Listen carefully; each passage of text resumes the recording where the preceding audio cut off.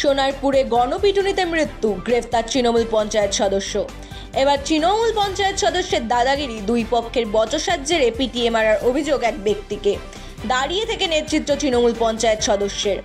গ্রেফতার তৃণমূল পঞ্চায়েত সদস্য। ঘটনাটি দক্ষিণ 24 পরগনার সোনারপুরে গণপিটুনিতে মৃত্যু হলো এক ব্যক্তির। মৃতের নাম রঞ্জিত মণ্ডল। ঘটনায় চাঞ্চল্য ছড়িয়েছে এলাকায়। এই ঘটনায় জড়িত থাকার অভিযোগে গ্রেফতার করা হয়েছে তৃণমূলের এক পঞ্চায়েত সদস্যকে। স্থানীয় সূত্রে জানা গিয়েছে, এক ব্যবসায়ী সাইকেল নেওয়াকে কেন্দ্র করে শুরু হয় বিবাদ। সেই সময় ঘটনাস্থলে উপস্থিত ছিলেন পঞ্চায়েত সদস্য নারায়ণ রায়। অভিযোগ, তিনিও এই বিবাদের মধ্যেই জড়িয়ে পড়েন এবং রঞ্জিত মণ্ডলকে বেধড়ক মারধর করা হয়।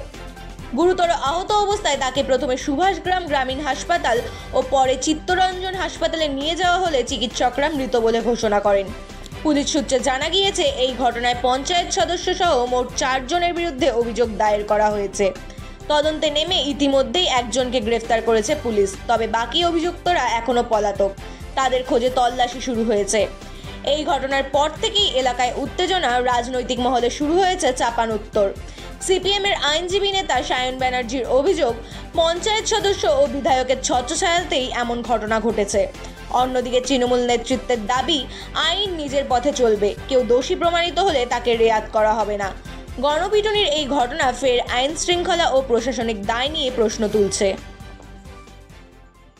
ব্যাপারে আমি আর কি বলবো, আমার সন্ধে 7:30 নাগাদ উনি এসে বলছি যে একজন অসুস্থ আর ওষুধ আনতে যাব কাকু, এই একটুখানি যদি সাইকেলটা দিয়ে হেল্প করেন তাহলে খুব সুবিধা হয়। হ্যাঁ, আমি বলি আমি তো এই সাইকেলটা আমি হাঁটাচলা করতে পারি না, আমার স্পাইনাল কর্ড হয়ে আছে, আমার কোমরের দোষ, আমি এই সাইকেল নিয়ে টুকটাক যাই, আমার দোকানে টুকটাক মাল লাগে। এইবার ও তা ঠিক আছে তুমি নিয়ে যাও, সাইকেল তো আমার ভালো না, তুমি চালাতে পারবে কিনা ঠিক নেই, তাহলে আপনি যদি চালাতে পারেন আমিও পারবো। তখন মোটামুটি সুস্থ অবস্থায় এইবার নিয়ে চলে গেল। এইবার প্রায় ঘন্টা দিয়ে আর আসে না। তারপরে যখন আসে ফিরে তখন দেখি একেবারে মদ্য অবস্থা। হ্যাঁ, তাও আমি বলছি এই তুমি সাইকেল নিয়ে গেলে, আমার সাইকেল কি করলে, সাইকেল দাও। তখন বলছি কি সাইকেল, কই আমি তো কোনো সাইকেল নিয়ে যাইনি। হ্যাঁ, এইরকম একদম মেজাজ দিয়ে উঠছে। আমি বলি কি বলো, তুমি সাইকেল নিয়ে যানি, তুমি সাইকেলটা নিয়ে গেলে ওষুধ আনার নাম করে তুমি জানি বাদানুবাদ ওই ওই মানে ওই ওর নাম কি সন্তু না শান্তু, ওরই সঙ্গে ওর সাইকেল নিয়ে গেছে, ওর সঙ্গে বাদানুবাদ হয়েছে। এবার সেই সময়ে এখানকার পঞ্চায়েত সদস্য আমার দোকানে এসছে ওই নেসকাফি কিনতে, ও নেসকাফিটাও নিয়েছে। নিতে তখনই ওই ভদ্রলোক বলছে, এই তো তুমি সাইকেল নাও নি, অস্বীকার করছো, না নিলে এই বয়স্ক লোকটা, এত লোক আছে কারোর কথা বলে না, তোমার কথা বলছে, তাই তুমি যাও কোথায় রেখেছো সাইকেলটা আনো।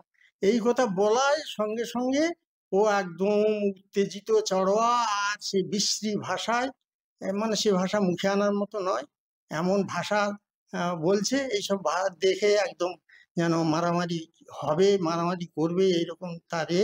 হ্যাঁ, সে আরো বিশ্রী ভাষায় গালাগালি দিচ্ছে।